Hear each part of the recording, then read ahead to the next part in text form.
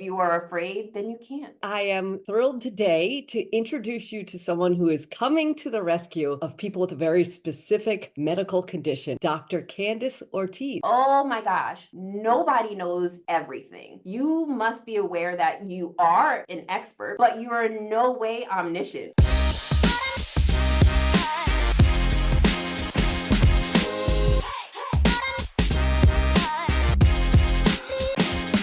Well, good afternoon, Slave family. I am thrilled today to introduce you to someone who is coming to the rescue of people with a very specific medical condition. I am so thrilled to bring this information to you.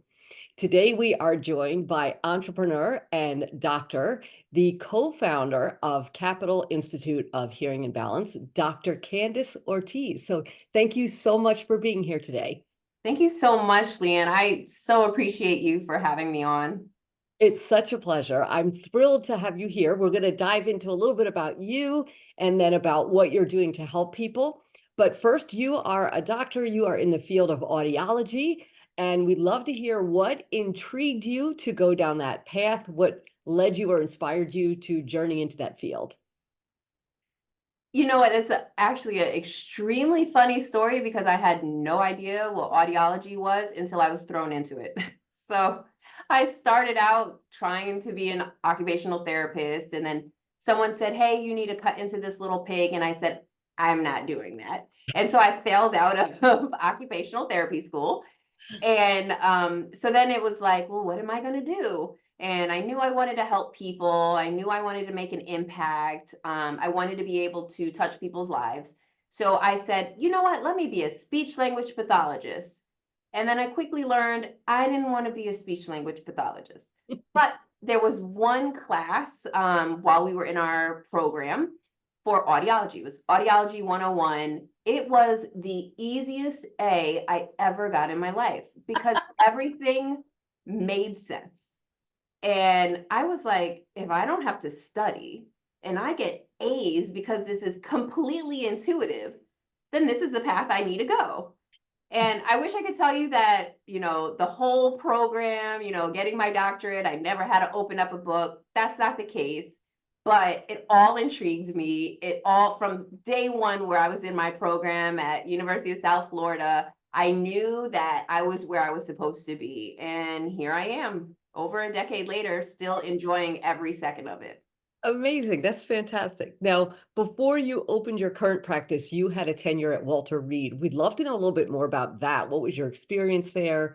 Share with us, please.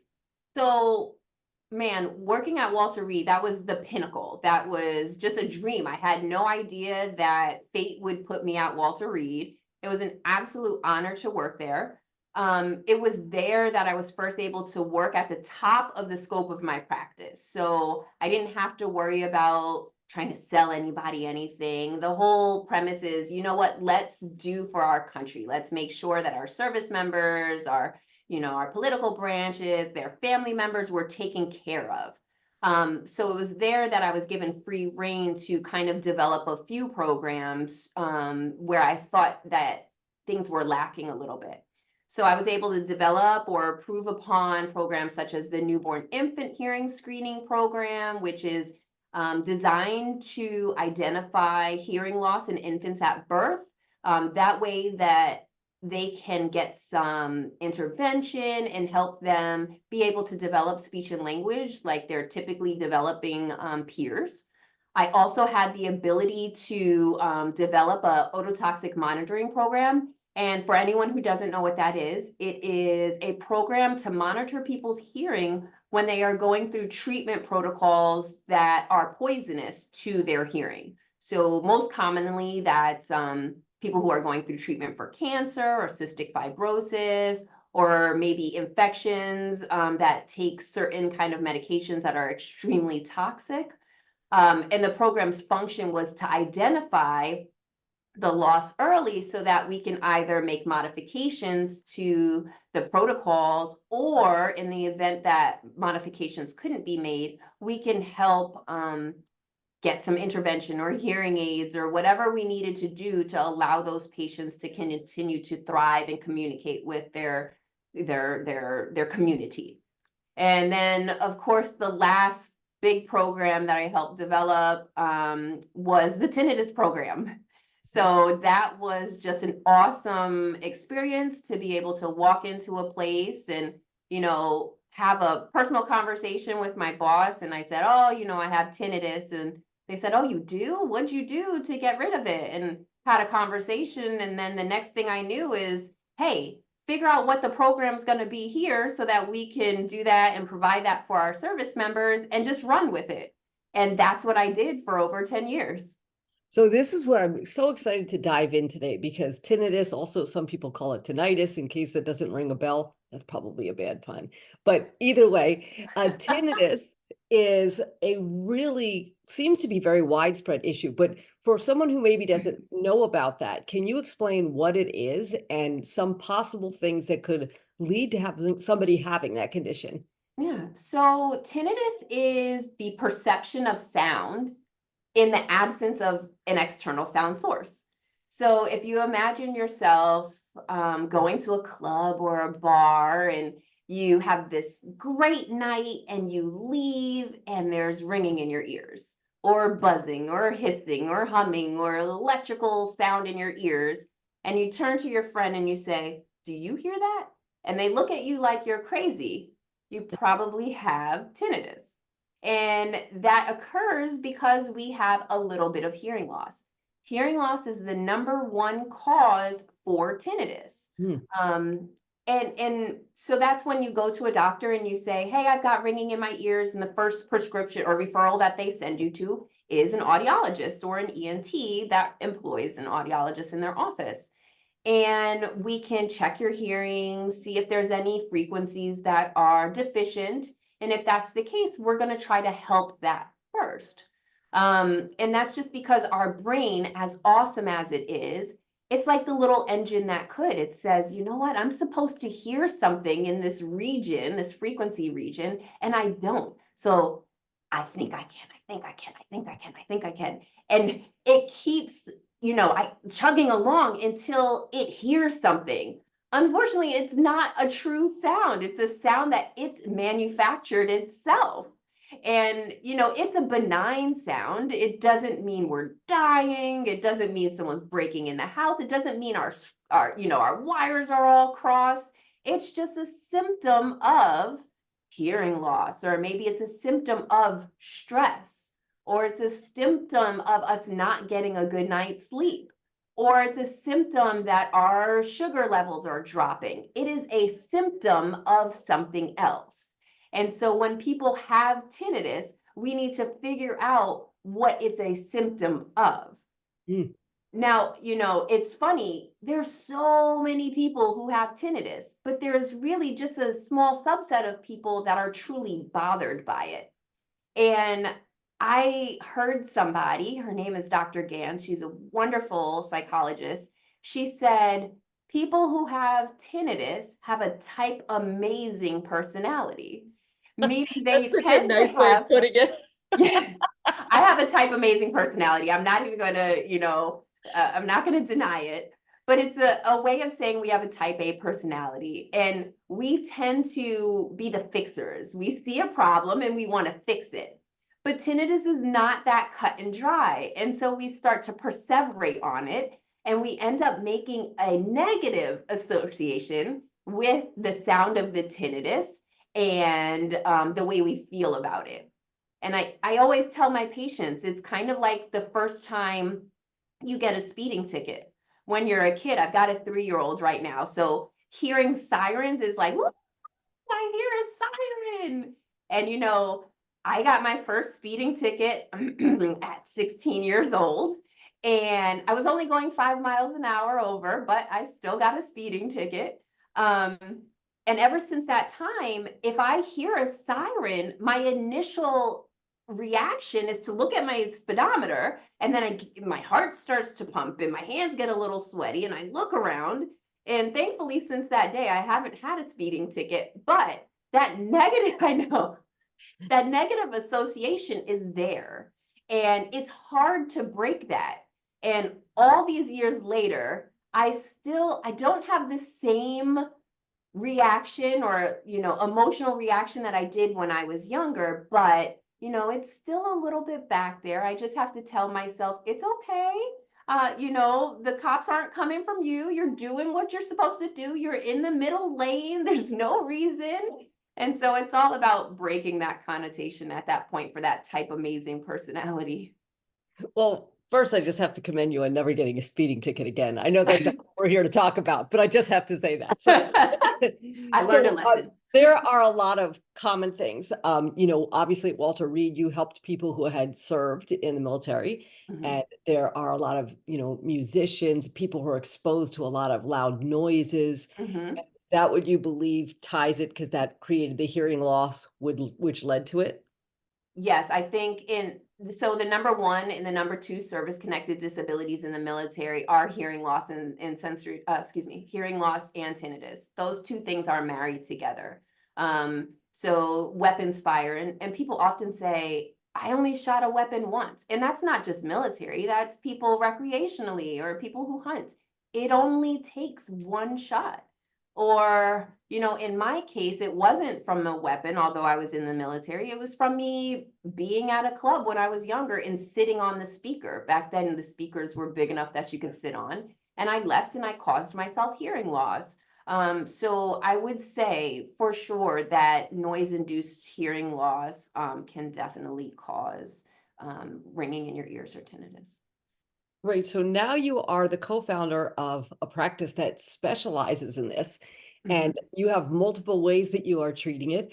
First, I'd love for you to take a second and talk a little bit about how you utilize a hearing aid, and then we want to talk about the new breakthrough thing that's come to town and how you're helping to pioneer that. But can we start off with the hearing aids? Of course. So hearing aids serve to fill the blank of where our hearing loss resides. So when you have the person whose brain is, I think I can, I think I can, I think I can.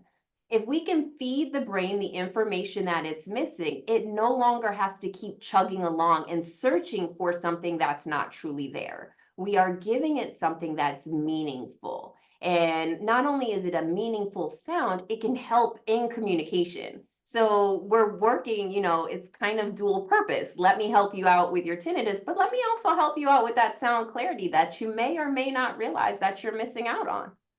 So that's probably the most common treatment method that you'll hear people say when it comes to tinnitus. Excellent. And then I heard about you because you're one of the practices that is pioneering something called Lenire. Mhm. And so maybe you can talk a little bit about Lenire, how that's different and how that helps people as well.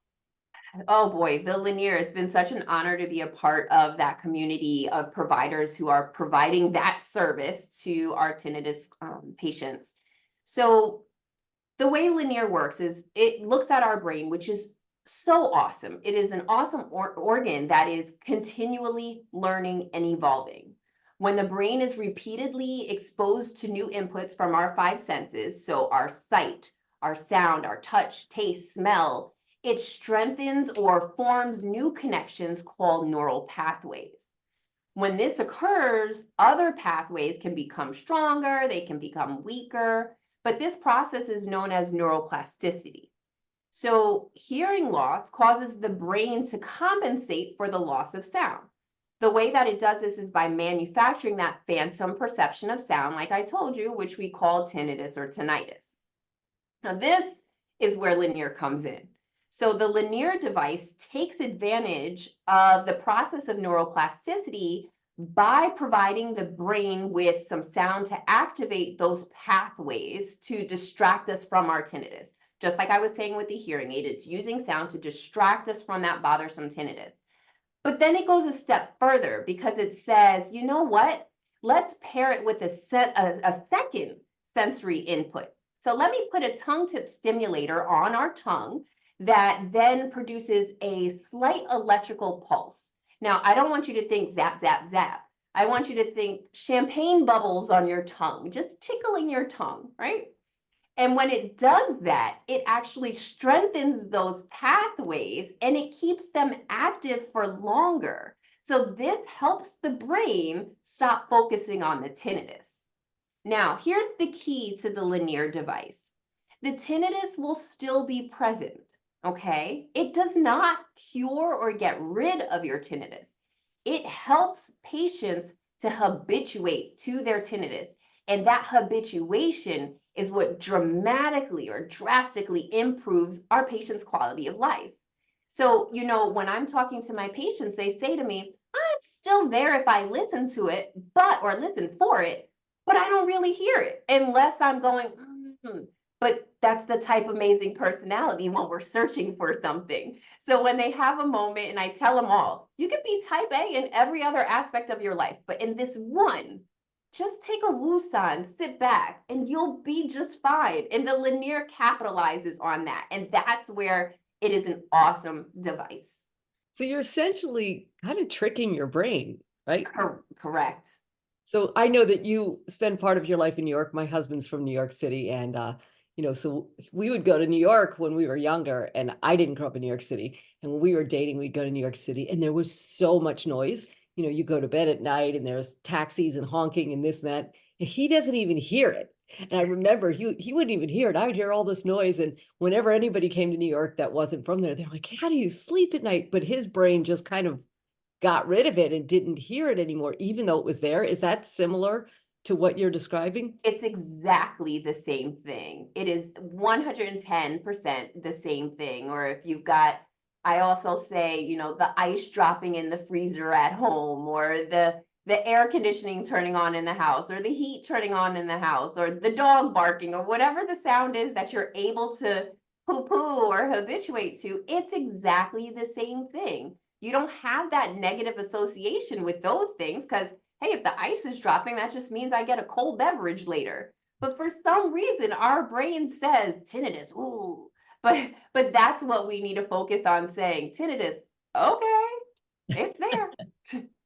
So you can trick your brain to tune it out. Now, if there's somebody who is in the Mid-Atlantic region, obviously they could come to your practice. So if you want Mhm. to give out your website, that would be great.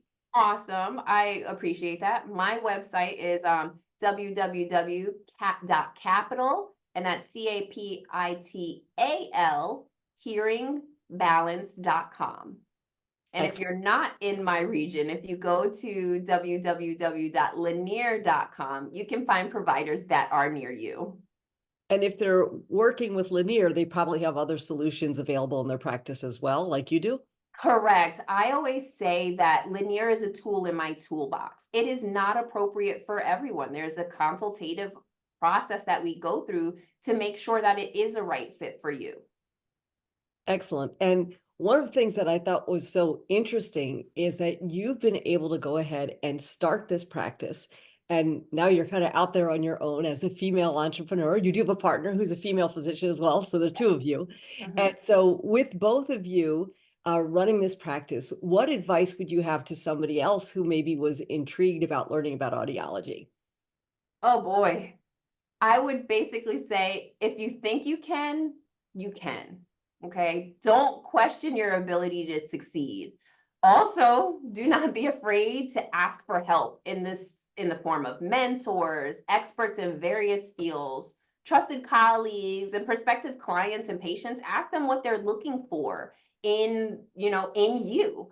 I've also learned that humility is important. Oh my gosh, nobody knows everything. You must be aware that you are an expert because that's what makes you awesome, but you are in no way omniscient. Like it's impossible. So one of our core values here is that we implement a growth mindset. So we grow from reading, we grow from peer reviews, we grow from our students. We always have students here because the newbies to the field, they have so many great questions that often leave us kind of scratching our head and needing to refresh ourselves on the correct answer or the why of their things that they're asking us. But the bottom line is, I always say, don't be afraid to say, I'm not sure. And let me get back to you on that because people will respect you so much more for your ability to admit, you know what? I don't know that one thing, but I have X, Y, and Z in place so that I can better take care of you. That is great advice. And that's even advice that would apply to patients because, when I told some people that you were going to be a guest and they all have tinnitus, And they were told and they were from around the country, they were all told there's nothing that you can do and you just have to live with it. So, as a patient, sometimes you got to stand up for yourself and ask more questions too, because someone will just brush you off and say, well, you're going to hear a squeak or a ringing or a pulsing or whatever it is for the rest of your life. But there are options out there like yours. Yep, absolutely. When people are so quick to say there's nothing you can do, that's scary to me because that also means they're not willing to do the research. They're not willing to ask the questions. They're not willing to take a step back and, Google in our scholarly journals to see what's the newest thing on the block and what does the research say about X, Y, and Z. And I mean, Lenire is here now, but guess what? There's things coming down the pipeline. We just have to stay open and, keep pushing, but don't stop at there's nothing else to do. That's the person that's stuck in their ways and afraid to say, I'm not sure. And, that's why it's great you have a growth mindset because unfortunately, not all medical facilities do. So finding you is fantastic. And then I'm going to ask one more question before we wrap up because you've also branched out not only in your field, but now you're a business owner and you have a whole different situation than you were when you were working over at Walter Reed. So if there was someone watching this and they are just looking to start a business, not even in your field, is there anything that you've learned or a tip you would want to tell them or something to prepare them as they launch out to venture on their own? Hold on. Every day is a new day. And, people will tell you along the way, you can't, it's not done. I mean, I've seen that. I've heard that. I've had people push back. You can do it. Don't settle for that you can't. Don't be afraid. If you are afraid, then you can't. Well, thank you so much for being here. I really appreciate it. Thank you, Leanne. And if any of you are watching or listening and you have a friend who suffers from this, please share this because so many people are being told that there's no treatment, no options. A lot of people are getting that across the board. And probably from what she's saying, if you know someone who's served in the military or been a musician or, worked in any capacity where their hearing was damaged, they don't even know sometimes that there's a hearing loss. It's not enough to make them not be able to function. So a whole world of answers could come from somebody as great as Dr. Ortiz. Thank you. Thank you so much, everyone. Have a great day.